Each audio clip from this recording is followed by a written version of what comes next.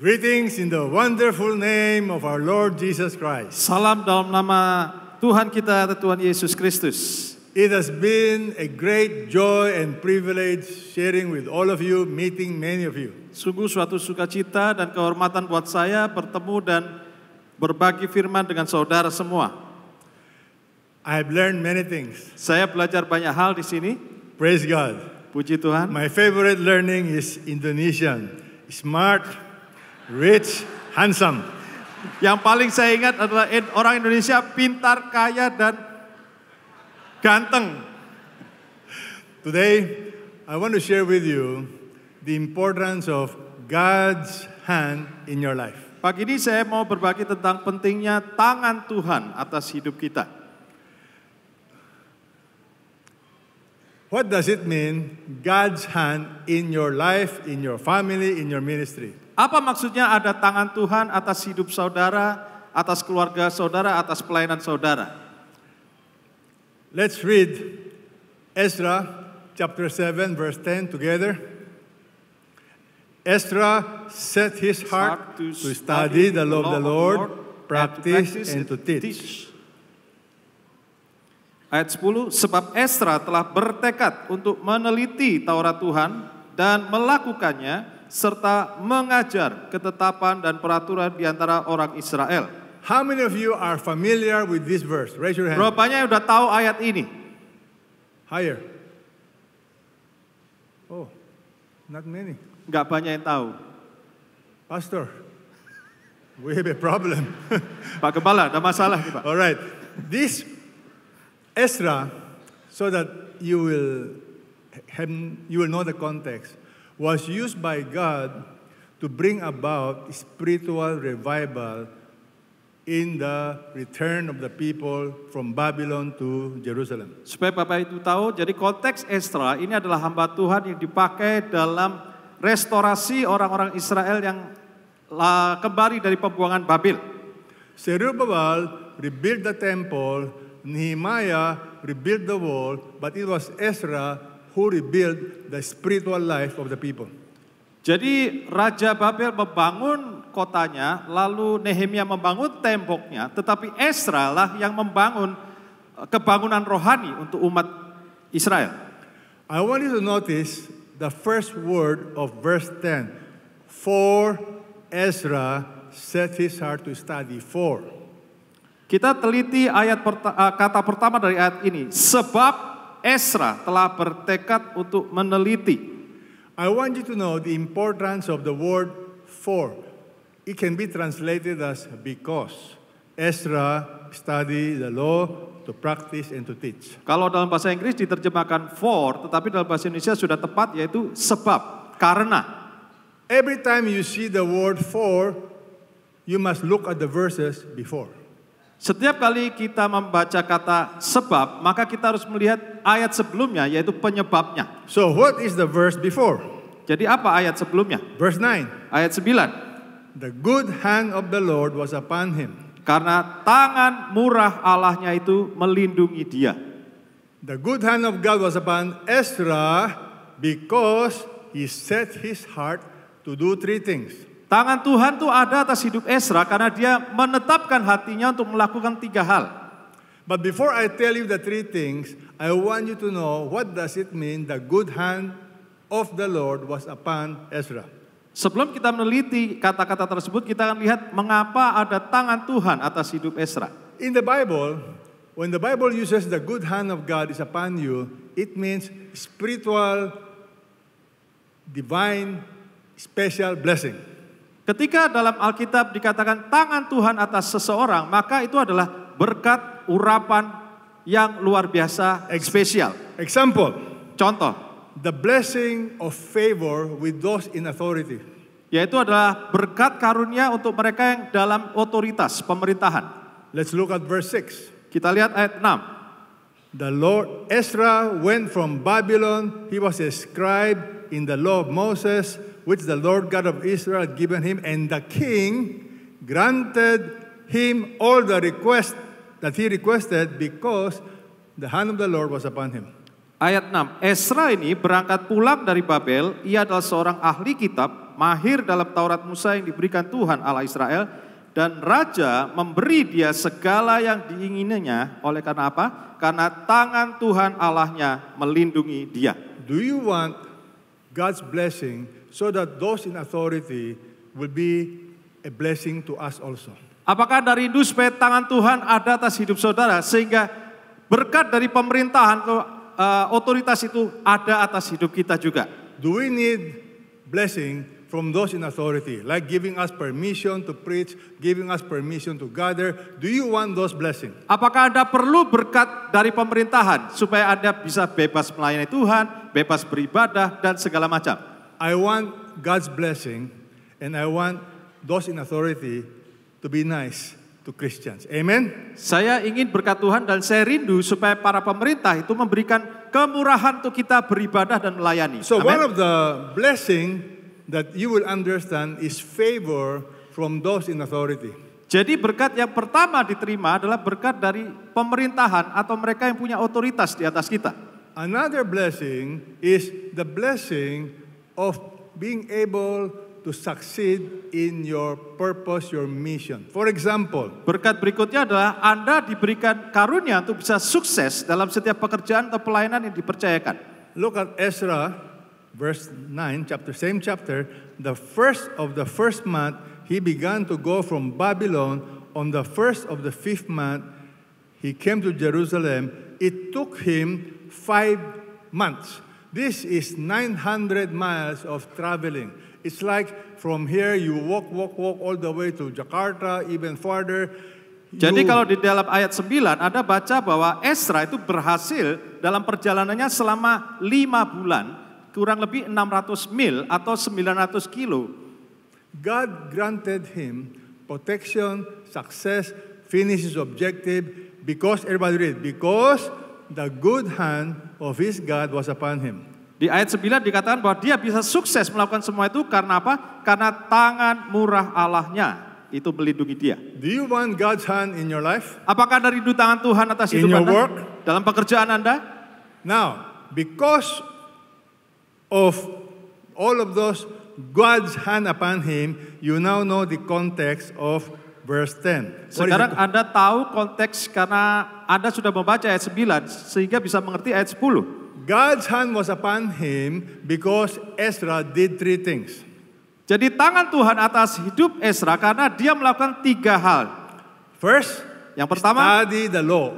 Study the word of God. meneliti Taurat Tuhan. Number 2, practice. Yang kedua, melakukannya. Number 3, you teach Dan yang others. ketiga adalah mengajar orang But lain. before I tell you each one of these, let's look at more blessing about God's hand in your life. Sebelum kita teliti satu persatu, kita lihat ada berkat lain atas tangan Tuhan. How many of you are always looking for good people to assist you? Berapa banyak yang selalu rindu ada asisten atau orang yang bisa membantu Anda, You orang-orang know, baik yang mau membantu. As a pastor, I like to have good men, good women to be my co-laborer. Amen? Ada banyak hamba Tuhan yang senang kalau punya orang-orang yang baik yang membantu dia.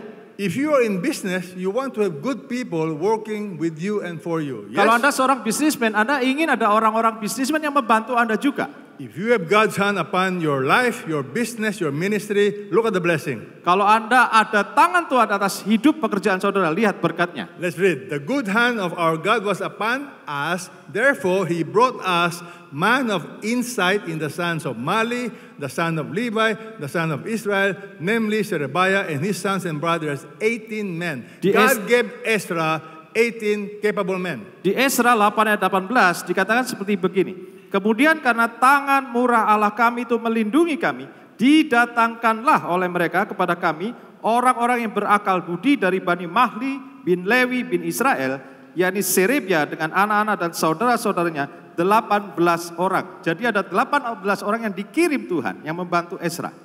Do you want protection? Anda mau perlindungan Tuhan? Do you want protection from evil? Anda mau dilindungi dari si jahat?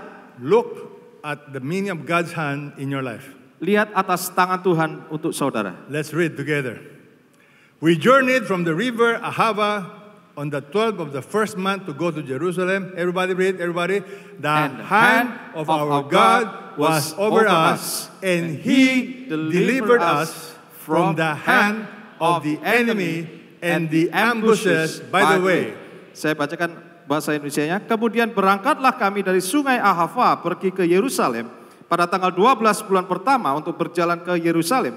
Dan tangan Allah kami melindungi kami dan menghindarkan kami dari tangan musuh dan penyamun. I don't know about you, but I want God's hand in my life, in my family, in the ministry. Saya selalu ingin ada tangan Tuhan atas hidup saya, pelayanan saya, dan keluarga saya. Because I need protection. Karena saya butuh perlindungan Tuhan. Many years ago, Beberapa tahun lalu, my brother was kidnapped. Adik saya diculik. And they demanded a big sum of money. Dan mereka minta ransom. And the kidnappers called me. Dan penculik itu menelpon saya. Kept asking for big money. Minta tebusan uang yang besar. The kidnapper cannot call my father because my father was outside the country. Sebetulnya dia mau telepon ayah saya, tapi karena ayah saya di luar negeri nggak bisa ditelepon. The kidnapper cannot call my brother's wife because she was also out of the country. Mau telepon istri dari adik saya juga nggak bisa karena juga sedang di luar negeri. So the kidnapper called me. Jadi dia telepon saya. Then the kidnapper was shocked. Dan penculiknya kaget. Because he realized I was a pastor. Karena dia tahu ternyata saya gembala. And he started calling me father. He thought I was a priest. Dan dia pikir saya pastor, jadi saya dipanggil bapak, pastor. But the Lord spoke to my heart clearly.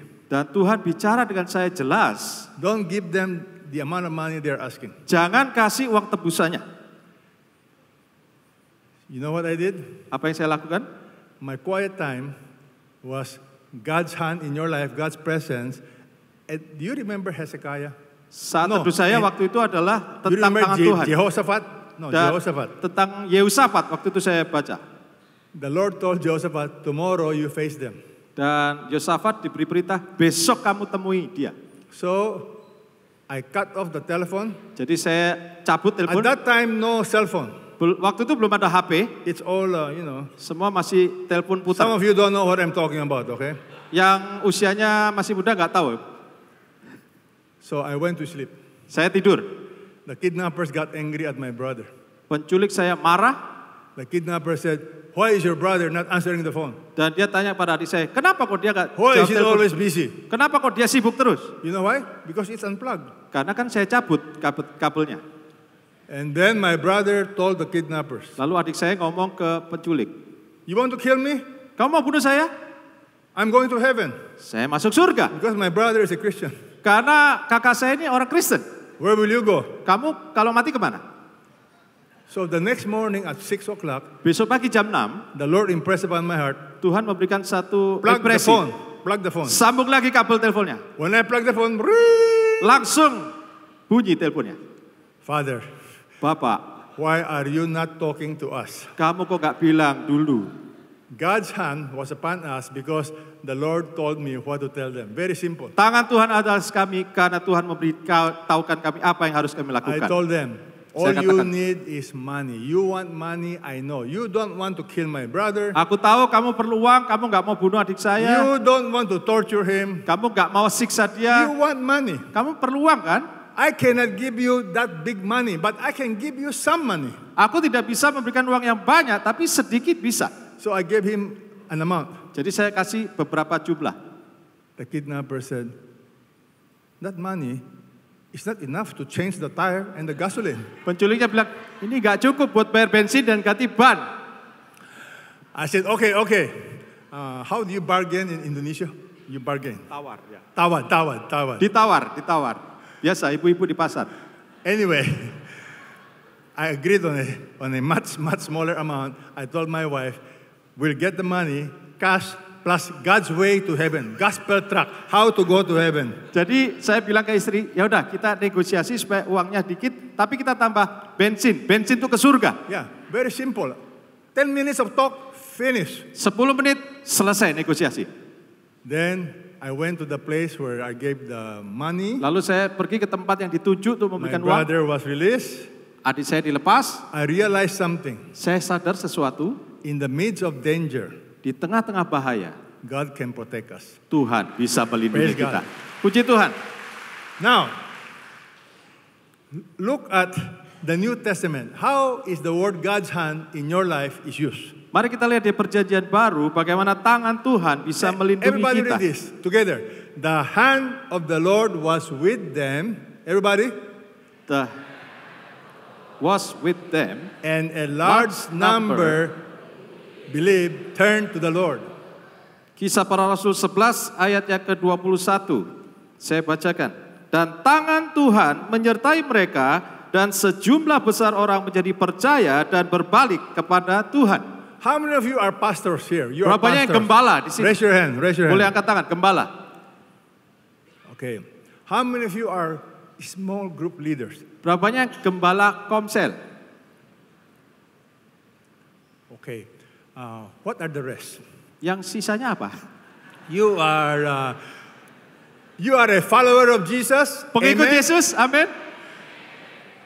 Now, I want you to realize something. Sadari sesuatu, All of you, semua Anda, not just pastors, bukan cuma gembala, not just small group leaders. bukan cuma GKM, God wants to use all of you to bring others to His kingdom. Tuhan membawa Anda semua untuk membawa orang percaya kepada kerajaan surga. But the secret of effectiveness is you want God's hand in your ministry, in your work. Tapi kuncinya adalah kita rindu ada tangan Tuhan atas pelayanan dan pekerjaan kita.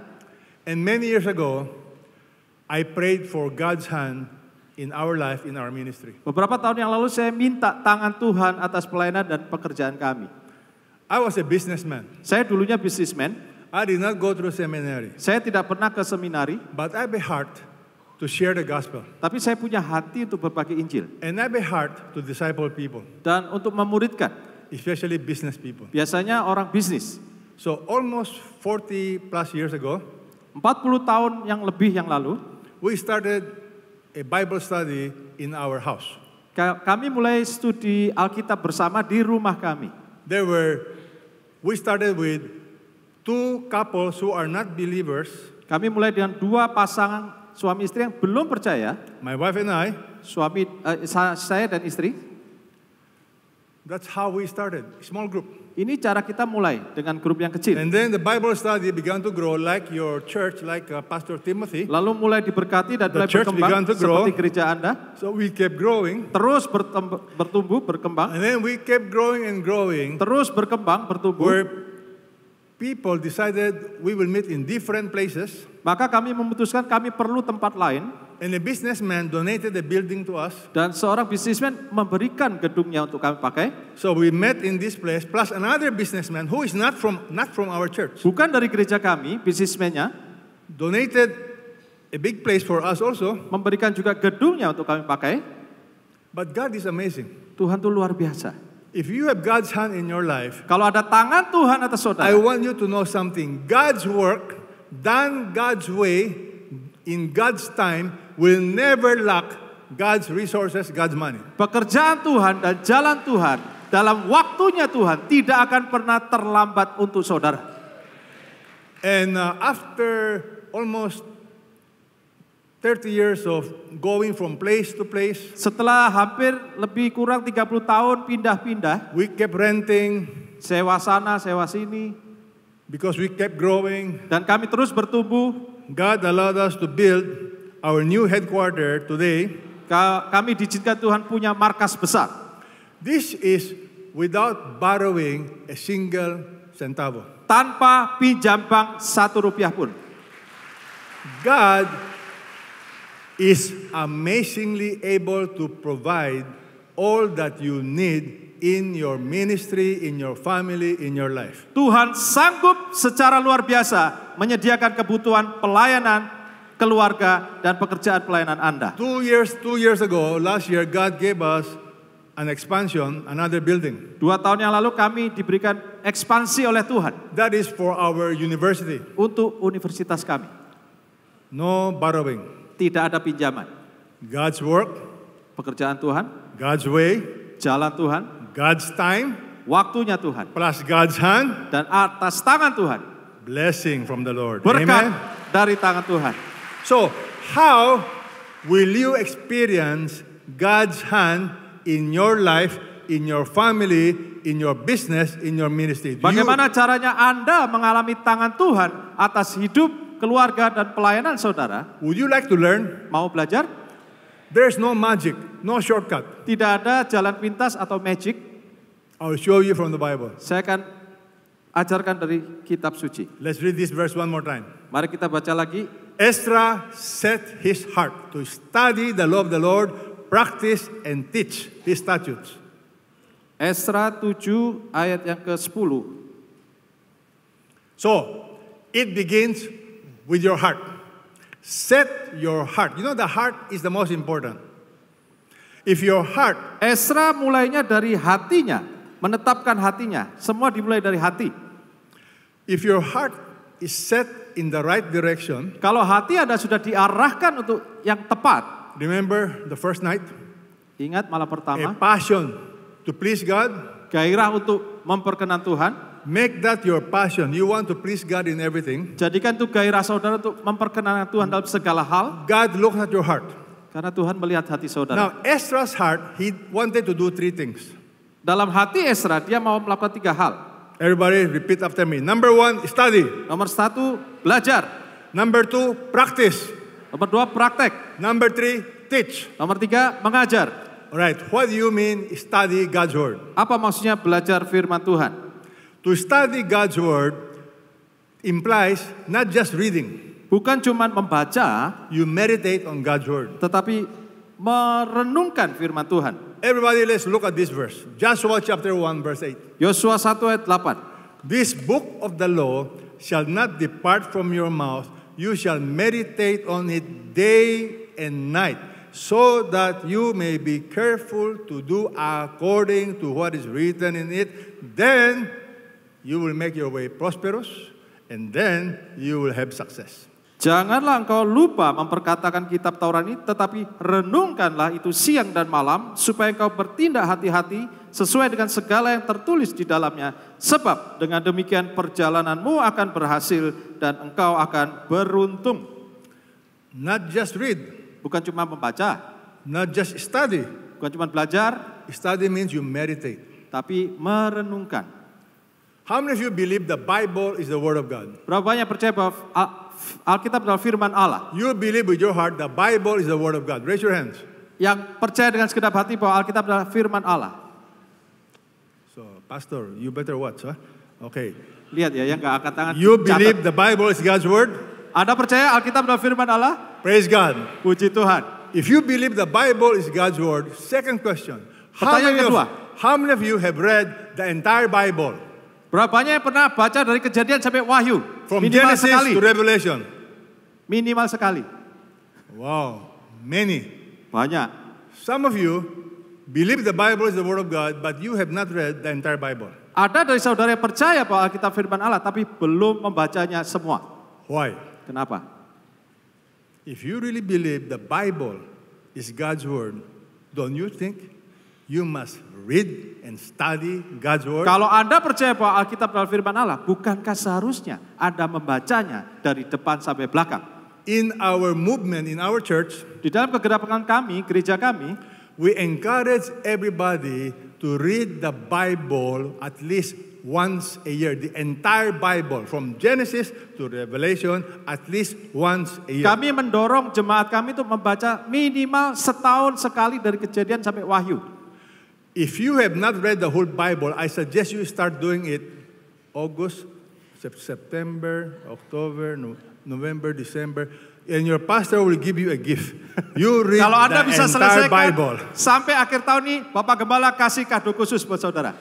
I have a gift for new believers. Saya punya kado untuk yang baru percaya. If you are a new believer Kalau Anda baru percaya and you decide to read the Bible 1 year, dan Anda putuskan dalam setahun Anda selesai, I give them a special gift. saya kasih spesial. But if you are an old Christian, I don't give you any gift. Tapi kalau sudah Kristen lama ya saya nggak kasih. So, read the entire Bible at least once a year. Janji itu baca firman Tuhan minimal setahun sekali. I've been a follower of Jesus for over 50 years already. Saya sudah ikut Tuhan 50 tahun lebih. I've read the Bible many times. Saya sudah berulang kali Sometimes I read menyelesaikan. the entire Bible 2 times a year. Bahkan bisa setahun 2 kali. That is reading, different from studying. Ini lain dari belajar ya, hanya membaca saja. I want you to read the entire Bible. Saya rindu Anda semua membaca So Alkitab. that anybody who will stand here or who will preach, and you know the preaching is not in the Bible, you will know. Supaya Anda tahu kalau ada pengkhotbah di sini yang mengutip salah ayat, Anda tahu. The way to protect your spiritual life is you got to know the Word of God. Cara Anda melindungi rohani Anda adalah supaya Anda harus tahu firman Tuhan sendiri. So you want God's hand in your life? Anda rindu tangan Tuhan atas hidup Anda? What must you do? Apa yang harus dilakukan? Study the Word of God. Belajar firman Tuhan. Notice, Paul tells Timothy, all Scripture is inspired by God, profitable for teaching, reproof, correction. It's there. Oh, yeah. See? Segala tulisan yang diilhamkan Allah memang bermanfaat untuk mengajar, untuk menyatakan kesalahan, untuk memperbaiki kelakuan, dan untuk mendidik orang dalam kebenaran. Do you notice God's Word is good for teaching, reproof, correction, training in righteousness? Anda sadari bahwa firman Allah itu bermanfaat untuk mengajar, mengkoreksi, dan memperbaiki kelakuan, serta mendidik orang. Because many times I have my own ideas of what is right, what is wrong. Seringkali saya juga punya pola pikir mana yang baik, mana yang salah. Many times my ideas is from the secular world. Banyak kali pikiran saya ini dipengaruhi oleh pemikiran dunia. How to run business, Bagaimana bisnis, how to do parenting, bagaimana parenting, how to be a husband, bagaimana cari suami yang how baik, to be a leader. bagaimana jadi pemimpin. But when I read the Bible, Tetapi ketika saya baca firman Tuhan, I realize I need to adjust saya sadar saya perlu my mengatur thinking. ulang I need pemikiran to saya, adjust my ways. dan saya perlu mengatur ulang jalan saya, cara saya. One of the great lessons I'm learning when it comes to business, Salah satu yang saya pelajari dalam bisnis, you don't grab. You don't grab. You don't become greedy. jangan serakah. In business, you put God first. Dalam bisnis Anda harus tempatkan Tuhan yang pertama. Do it God's way. Lakukan dan cara Tuhan. And God will be the one to bring the blessing. Maka Tuhan yang akan membawa berkat buat saudara. Don't be greedy. Jangan serakah. Don't fight over money. Jangan bertengkar karena uang. Always be a good example of Jesus. Jadilah teladan seperti Yesus. The secret of our family business is Matthew 6:33. Dasar dari bisnis kami adalah Matius 6 ayat 33. Seek first His kingdom and His righteousness, and all of these things will be added to you. Carilah dahulu kerajaan Allah dan kebenarannya, maka semuanya itu akan ditambahkan kepadamu. So our company, we pay taxes. Jadi perusahaan kami bayar pajak. We don't cheat. Kami tidak menipu. We give good quality at the best price, God's way. Kami berikan kualitas terbaik, harga terbaik dengan cara Tuhan. So we have many business people who practice God's way of doing business. Kami punya banyak bisnismen yang berbisnis dengan cara Tuhan. We believe in giving. Kami percaya dalam memberi. We believe in tithing. Kami percaya dalam perpuluhan. Do you want God's hand in your life? Anda rindu tangan Tuhan atas hidup saudara? Yes. In business, Dalam bisnis, your family? keluarga. All right. Number one, what must you do? Study. Everybody say, study God's word. Study. Belajar firman Tuhan. Number two, Yang kedua, practice. praktek. Now, what does it mean practice? Apa maksudnya praktek? Let's read this verse one more time. Kita baca lagi ayat ini. Ezra set his heart to study the law and to practice. Ezra bertekad untuk meneliti Taurat Tuhan dan melakukannya. Now, what is easier? Study or practice? Mana lebih gampang? Belajar atau melakukan? Practice is harder, right? Melakukan lebih sulit. It's easy to study, Belajar itu gampang, not easy to practice. tapi tidak mudah For melakukan. example, the Bible says, love one another. Seperti contohnya, kasihlah sesamamu. Sometimes it's very hard to love your own family members. Kadang-kadang lebih sulit mengasihi anggota keluarga kita. You know, I'm so blessed. My wife is like a real angel. Saya sangat diberkati karena istri saya ini seperti malaikat. So I don't have problem loving my wife. Saya nggak ada masalah mencintai istri saya. But she might have a problem loving me. Mungkin dia ada masalah mencintai But saya. you know what?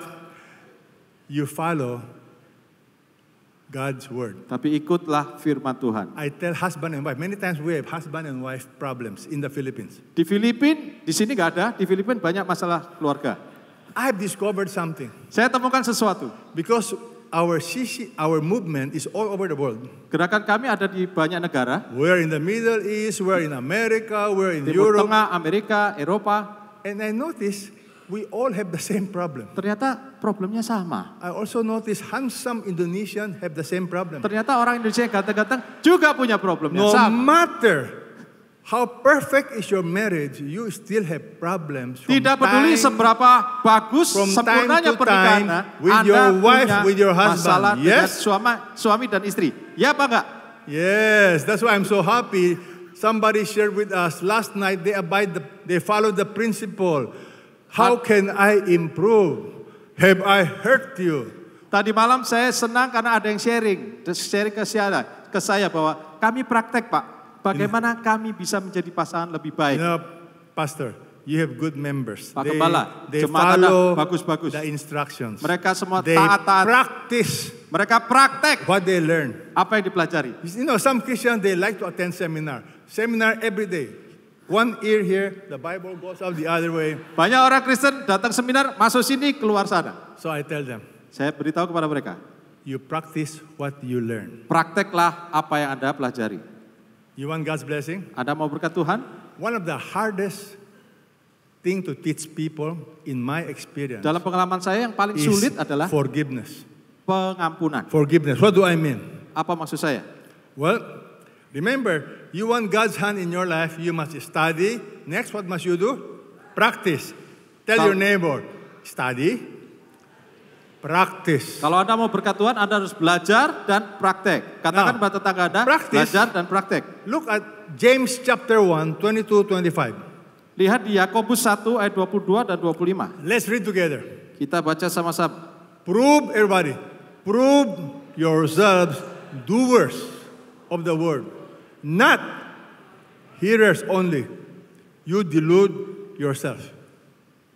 Don't become, everybody read, don't become a forgetful hearer, but effectual doer. Look at the promise. Ayat 22, tetapi hendaklah kamu menjadi pelaku firman dan bukan hanya pendengar saja, sebab jika tidak demikian kamu menipu diri sendiri. Ayat 25, tetapi barang siapa meneliti hukum yang sempurna, yaitu hukum yang memerdekakan orang, dan ia bertekun di dalamnya, dan bukan hanya mendengar untuk melupakannya, tetapi sungguh-sungguh melakukannya, ia akan berbahagia oleh perbuatannya. I want us to read verse 25 together. Kita baca ayat 25 bersama-sama. Not having become a forgetful hearer. Not forgetful hearer. Bukan hanya untuk mendengar dan melupakannya, But effective doer. tetapi sungguh-sungguh melakukannya. Look at the promise. Lihat janjinya. This man will be blessed in whatever he does. Orang ini akan diberkati dan berbahagia oleh perbuatannya. You want God's blessing? Anda mau berkat Tuhan? You want God's hand in your family, Anda in mau your tahan life? Tuhan atas keluarga dan hidup Anda? Study, Belajar, practice, praktek, obey. taat. One of the hardest things to obey is forgiveness. Salah satu yang paling sulit adalah mengampuni. Look, the Bible says, let's read this together. Let all bitterness, wrath, anger, clamor, slander be put away from you along with all malice. Efesus 4 ayat yang ke-31. 31. Segala kepahitan, kegeraman, kemarahan, pertikaian, dan fitnah hendaklah dibuang dari antara kamu, demikian pula segala kejahatan. How do you get rid of bitterness, wrath, anger? How do you get rid of them? Bagaimana kita membuang semua kepahitan, kemarahan ini? Look at verse 32. Lihat ayat 32. Be kind, tender-hearted, forgiving each other as Christ has forgiven you. Hendaklah kamu ramah seorang terhadap yang lain, saling penuh kasih mesra dan saling mengampuni sebagaimana Allah di dalam Kristus telah mengampuni kamu. How many of you have been offended by others? Berapa banyak yang pernah terluka oleh orang lain? You have been hurt by others. Ada dikecewakan orang lain? Raise your hand. Boleh angkat tangan. Sometimes it is your friend, Mungkin teman Anda, sometimes it's family members. mungkin anggota keluarga. and you have a hard time forgiving. dan Anda sulit mengampuni.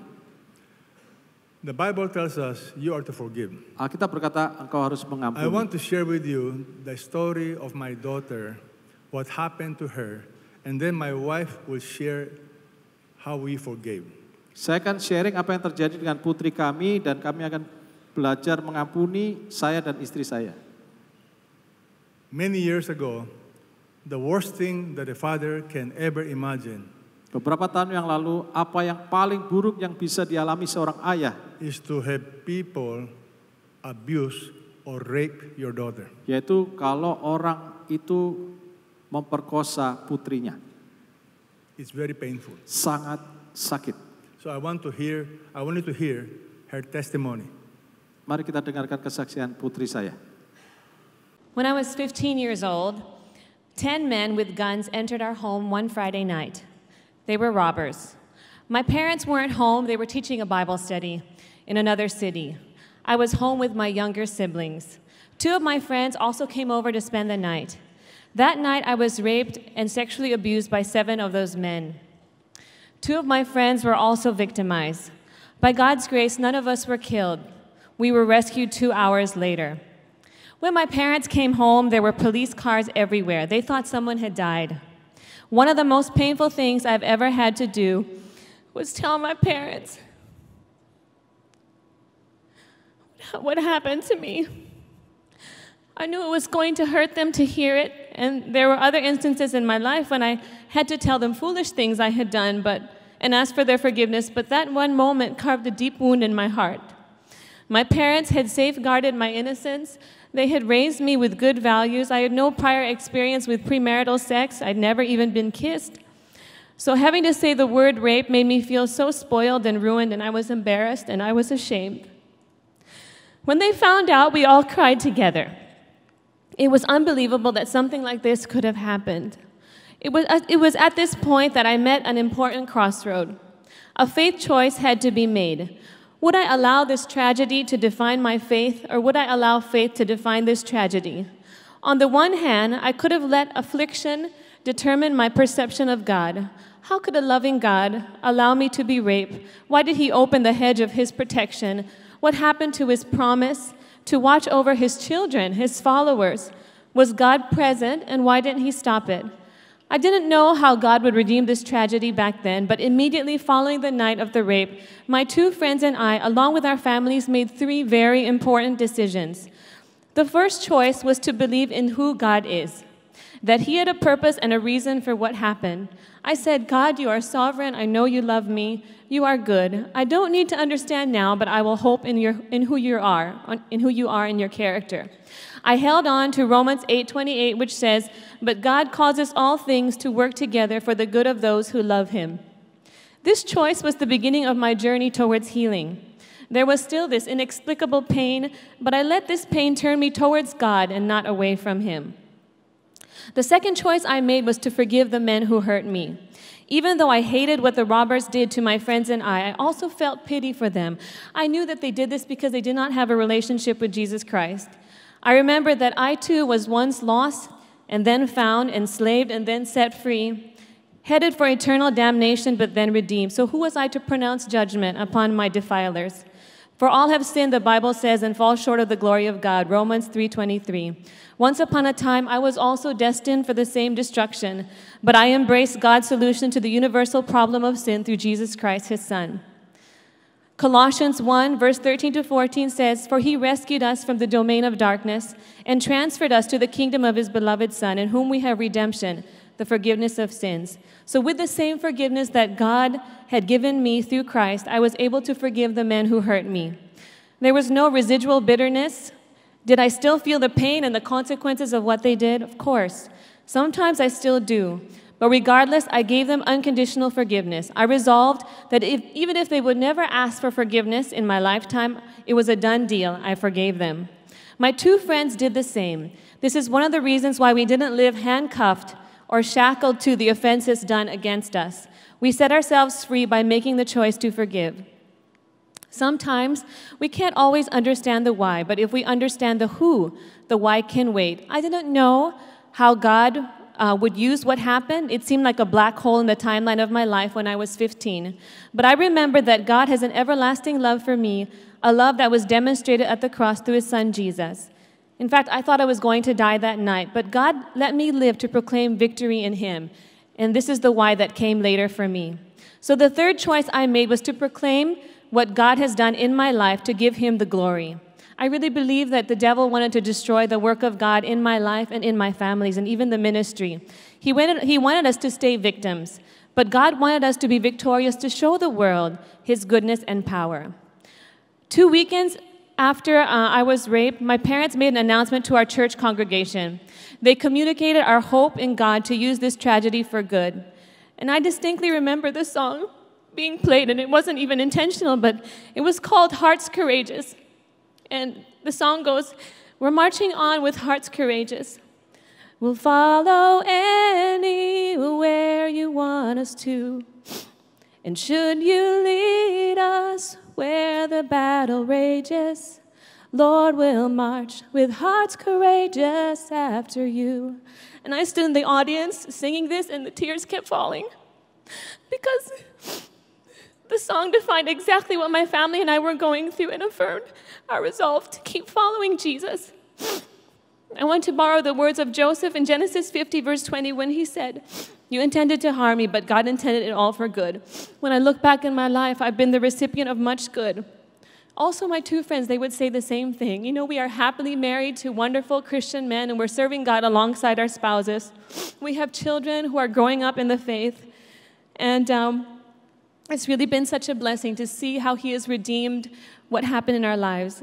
I believe that God purposes to write each person's life story. The question is, will we let him hold the pen? I am convinced that it is his authorship that makes a life beautiful. No matter what we have been through or what we are going through now, when we fix our eyes on Jesus, the author and perfecter of our faith, we let him be the writer and the editor. You know, all of us, we experience tragedy in one form or another. And what happened to me is one thing, but all of you, I think, you understand tragedy. But Jesus tells us, you know, I have told you all this so that you may have peace in me. Here on earth you will have many trials and sorrows, but take heart because I have overcome the world. As I stand before you declaring God's goodness, may you be encouraged to keep trusting in him and following him. And may God receive all the glory for what he has done in my life. Thank you.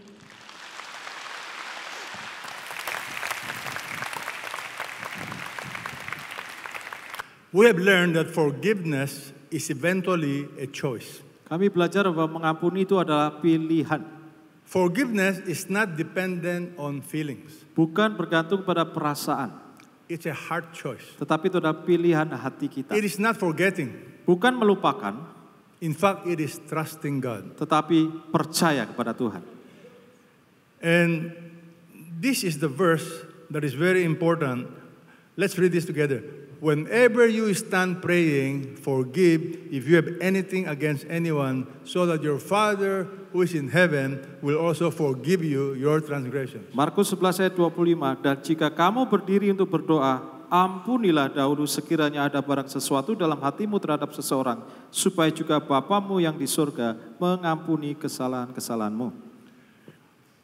I want my wife to share with all of you how she was able to process and forgive also. Saya ingin istri saya berbagi apa yang dia lakukan untuk bisa melakukan, mengampuni, melupakan. So that was truly the darkest night of our life. Itu adalah malam yang paling gelap dalam kehidupan kami. When I found out that our daughter had been raped, I just broke down and sobbed and cried. Ketika kami menemukan bahwa putri kami diperkosa, kami hancur. But you know, the Bible says that Jesus is the light of the world. Tapi Alkitab berkata, Yesus adalah terang dunia. And that light shines in the darkness. Dan terang itu akan bersinar dalam kegelapan. And the darkness cannot overpower Dan kegelapan itu it. tidak akan mengalahkannya. You know, God speaks when we cry out to him. Ketika kami sedang menangis, Tuhan berbicara kepada kami. And that night, God asked me, Malam itu Tuhan bertanya, before I saw our daughter, sebelum saya ketemu putri saya, will you trust me apakah engkau percaya that kepadaku I will use this rape bahwa for aku good? akan menggunakan peristiwa ini untuk kebaikan?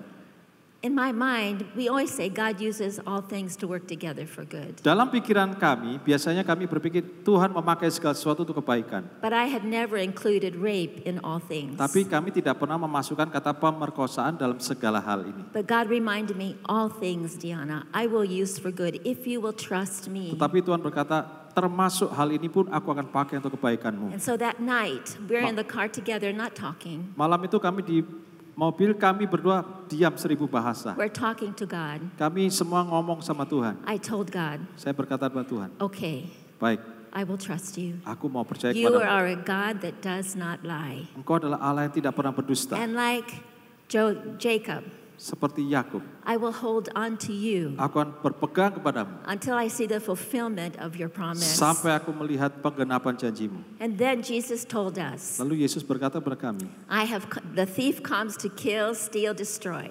pencuri datang hanya untuk mencuri, membunuh, membinasakan. Whatever you're going through in your life, there's 2 agendas. Dalam hidupmu selalu ada 2 agenda.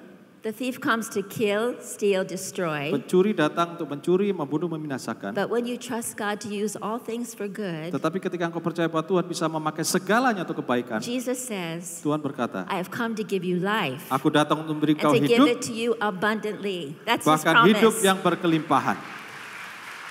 So that night we forgave. Malam itu kami mengampuni. We forgave only for one reason. Kami mengampuni hanya karena satu alasan. The robbers did not deserve it. Mereka, para perampok itu tidak The layak. robbers and rapists. Pemerkosa itu tidak layak. But we forgive Tapi kami mengampuni. because we are a forgiven people. Karena kami juga orang-orang yang That is our diampuni. only reason for forgiving. Ini adalah And satu-satunya alasan. people tell me, I'm not ready, I need time. Banyak orang berkata, saya belum siap, saya perlu waktu. Time does not heal. Waktu tidak bisa menyembuhkan. Forgiveness heals. Tetapi pengampunan menyembuhkan. The Bible says that if Jesus says you know the truth and you follow the truth, and the truth will set you free. Yesus berkata bahwa kebenaran itu kalau engkau ikuti, kebenaran itu akan memerdekakan engkau. That night, Satan had no more hold on us. Malam itu setan tidak lagi berkuasa atas kami, Our daughter, putri kami. she has 6 children. Dia sekarang punya 6 anak. She's a blogger for Jesus. Dia sungguh-sungguh melayani Tuhan. She wrote a book, Dia menulis buku a bestseller, yang menjadi bestseller. When a Good God Allows Rape.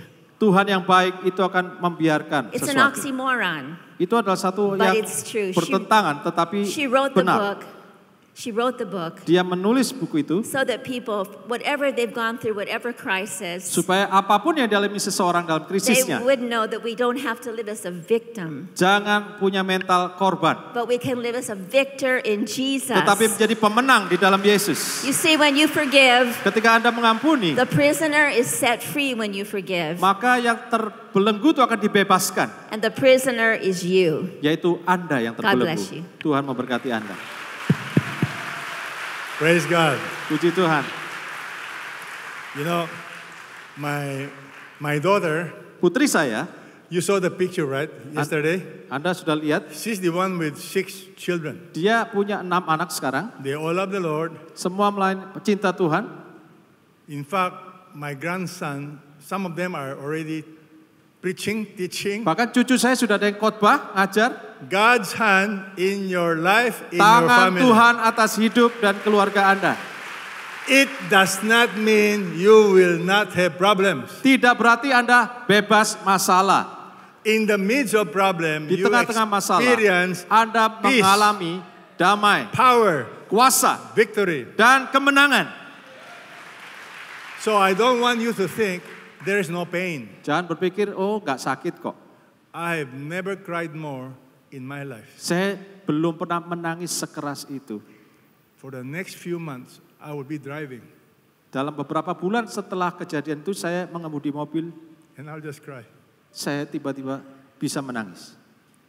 I cannot imagine Saya how- tidak bisa how membayangkan. there are evil people Kok ada orang sejahat itu that will enter your house yang masuk rumah and rape people. dan memperkosa seseorang. Somebody offered Ada orang yang menawarkan saya, to get rid of all of them. mau nggak kalau dihabisi aja?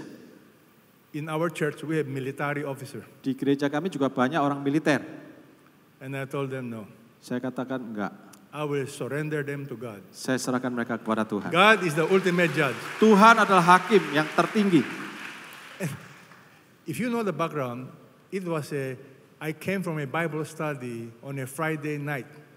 After Bible study, 12 o'clock, I arrived home and I saw all the police cars. Kalau Anda belum tahu, kejadian itu terjadi ketika saya pulang dari Bible study di gereja. I told my wife, Saya berkata pada istri saya, something bad happened. waktu itu polisi di depan rumah dan saya berkata sesuatu yang buruk terjadi. Friends, Teman-teman, God's hand in your life tangan Tuhan atas hidupmu does not exempt you from problems. tidak membebaskan Anda dari problem. But Tapi His presence, kehadirannya, His peace, damainya, His power, kuasanya, His purpose tujuannya will ultimately be fulfilled. akan selalu tergenapi. So, how do you want God's hand in your life? Bagaimana kita How? mau tangan Tuhan atas kita? Everybody, study, Belajar, practice God's word. praktek, Now, notice it's not easy, but you practice, you tidak obey. mudah tapi taat, God praktek. is telling you today, you got to forgive people. Anda harus mengampuni. I notice this is one of those sins that Christians don't really take it seriously. Saya perhatikan bahwa ini salah satu dosa yang orang Kristen tidak perhatikan sungguh-sungguh. You need to forgive people today. Anda harus mengampuni. It can be a pastor, Mungkin gembala Anda, it can be your parents, orang tua Anda, it can be family members. anggota keluarga Anda. You are bitter, Anda pahit, you're angry. marah. In your mouth you say you forgive, Di mulut Anda berkata mengampuni, but in your heart tapi hati Anda you have not. belum. You need to practice what Jesus tells us. Anda harus praktek. Love your enemies, Kasihilah musuhmu, bless those who curse you, berkati mereka yang mengutuk kau, forgive. ampuni. Last, Yang terakhir, what must you do? apa yang harus dilakukan? You must teach. Mengajar. What does it mean to teach? Apa maksudnya mengajar? You know, many people, they want to study and teach. Banyak orang mau lompat, habis belajar langsung No. mengajar. Study, Belajar, practice, praktek, and then teach. baru ngajar. Do not teach what you don't practice, Jangan ngajar yang belum praktek. but teach what you practice. Ajarkan yang Anda praktekkan. Now, how do you teach? Bagaimana kita mengajar? You know, 2 Timothy chapter 2, verse 1 and 2 is the best example of how to teach. 2 Timotius 2 ayat 1 ini adalah contoh terbaik untuk mengajar. You know, Paul tells Timothy, you therefore, my son, be strong in the grace of the Lord Jesus Christ. Sebab itu, hai anakku, jadilah kuat oleh kasih karunia dalam Kristus Yesus. You know, you and I need to be strong, Kita harus kuat, not in ourselves, bukan karena kita sendiri, in the grace of the Lord tetapi dalam Jesus. kasih karunia Yesus Amen. Kristus. Amin. Be strong in Christ. Jadilah kuat dalam Kristus, Be dependent upon Christ, bergantung kepada Kristus, not in myself. bukan kepada kita. I am very weak in myself, Saya sangat lemah, but I depend on Jesus. tapi saya bergantung pada Yesus. Now, notice the next verse. Ayat berikutnya. The things which you have heard from me in the presence of many witnesses, entrust this to faithful men who will be able to teach others also. Just read English together, English, okay? The things which you have heard from me, okay? What must you do? Teach others who will teach others. How many generations? How many? Berapa generasi ayat ini? How many? Berapa banyak? If you know the answer, raise your hand. Kalau tahu berapa generasi, angkat tangan. How many generations? See, the pastors are smart. The pastors know. Ya, kepala-kepala But pasti pintar. the rest of you. Yang do you lainnya know? belum tahu. Listen. 4 generations. 4 generasi. Let me ask some of our, Jess and Joey, are you here? Come up here.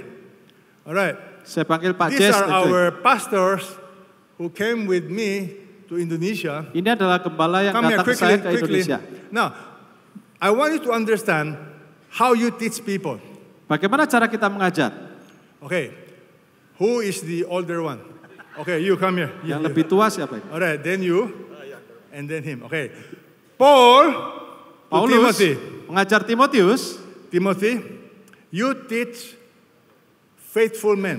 You teach Ajarlah faithful men orang yang setia who will teach yang bisa others. mengajar orang lain. Younger men. Yang lebih muda. I need Robbie. Come here. Robbie, come here. Robbie. One more example. Robbie, he's a young man. Robi masih muda. Okay, Robbie, you stay on the right. Why do I want you to know this important principle? 4 generations. Okay? Paulus, Timothy, you teach faithful men. Timotius mengajar who orang will yang teach dapat others dipercaya, also. yang bisa mengajar Do you orang know lain. why? Kenapa?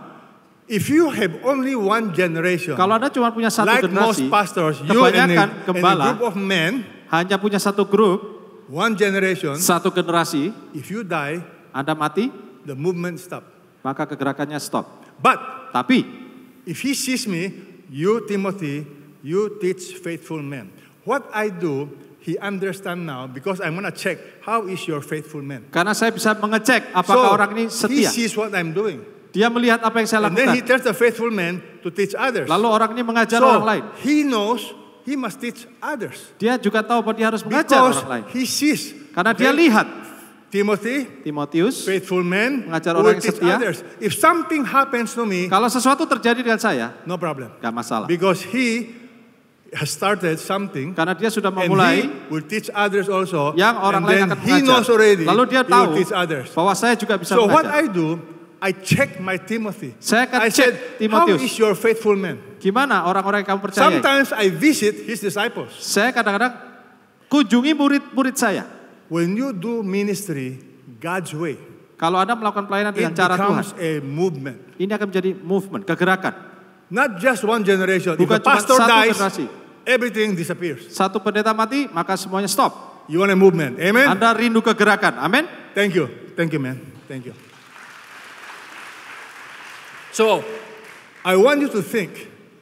You want God's hand in your life. Kalau Anda rindu tangan Tuhan atas hidup You Anda, have to do it God's way. harus lakukan dengan When cara you Tuhan. teach, you want to make sure that person will pass it to Kalau others. Anda mengajar seseorang, pastikan dia juga bisa mengajarnya kepada orang It's lain. called multiplication. Namanya You multiplikasi. do not teach Jangan for mengajarkan one generation hanya only. untuk satu generasi.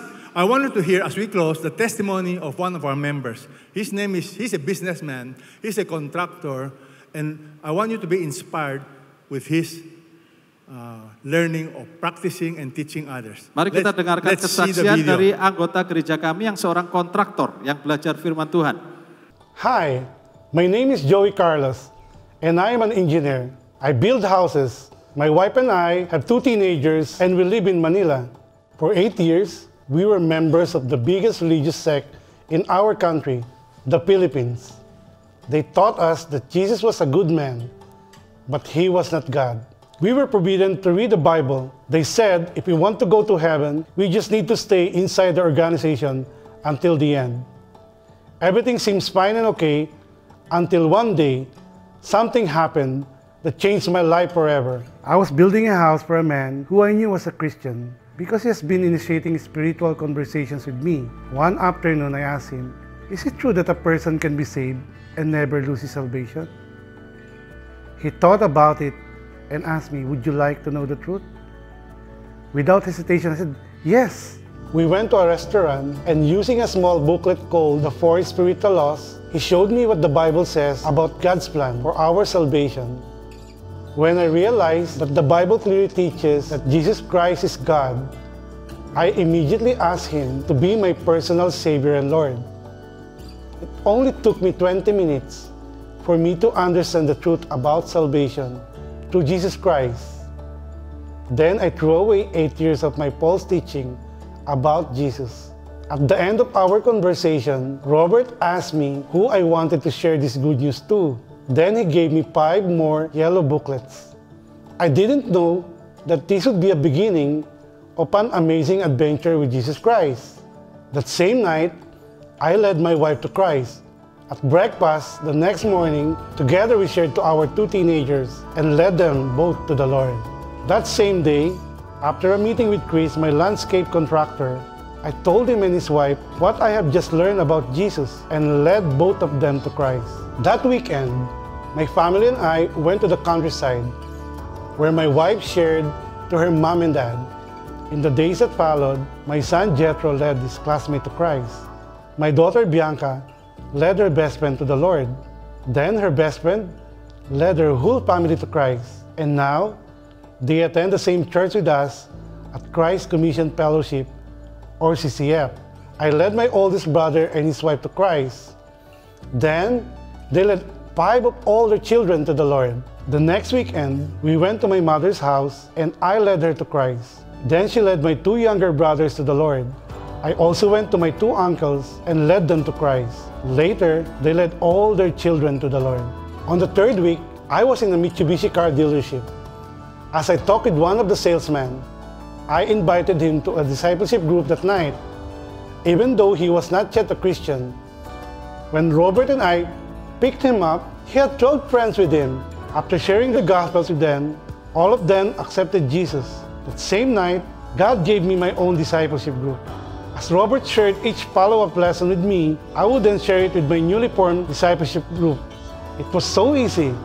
Soon, the 13 young men shared the gospel to their parents, their co-workers, their girlfriends' friends. Then, they began to lead their own generation of disciples. One of them is even leading a weekly discipleship group of 30 men in the same Mitsubishi dealership where I met the salesman.